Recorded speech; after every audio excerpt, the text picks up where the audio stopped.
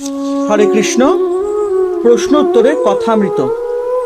আজকের প্রশ্ন, ভক্ত ঠাকুর শ্রী রামকৃষ্ণ পরমহংসদেবকে প্রশ্ন করছেন, গুরু কৃপায় কি স্বরূপ দর্শন হয়?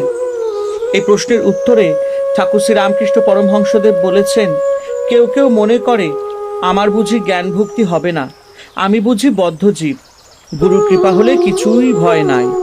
একটা ছাগলের পালে বাঘ পড়েছিল, লাফ দিতে গিয়ে বাঘের প্রস্রাব হয়ে ছানা হয়ে গেল, বাঘটা মরে গেল।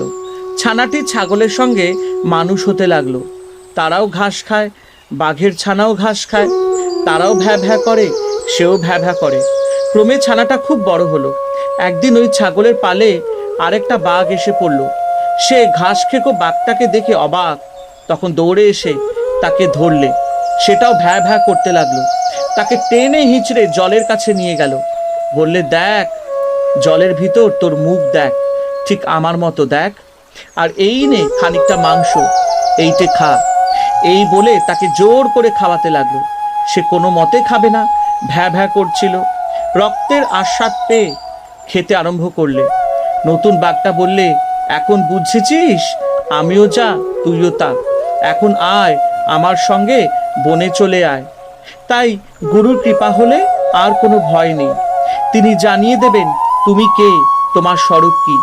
একটু সাধন করলেই গুরু বুঝিয়ে দেন এই। তখন সে নিজেই বুঝতে পারবে কোনটা সৎ কোনটা অসৎ। ঈশ্বরই সত্য, এই সংসার অনিত্য। হরে কৃষ্ণ।